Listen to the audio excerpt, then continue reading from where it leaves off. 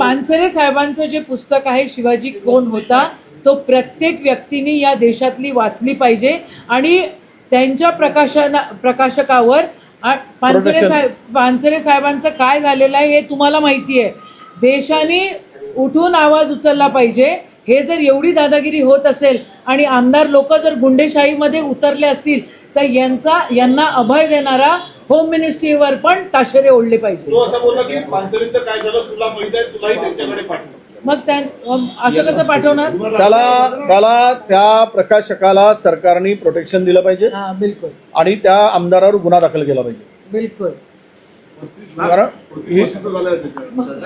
शिवाजी महाराज वास्तविकता सत्यता मानणारे पानसरे होते. यांनी शिवाजी महाराजांना आपल्या राजकीय फायद्यासाठी एका धार्मिक विचारसरणीमध्ये गुरबण्याचा प्रयत्न केला, गुंतवण्याचा प्रयत्न केला. ते महाराज नव्हते.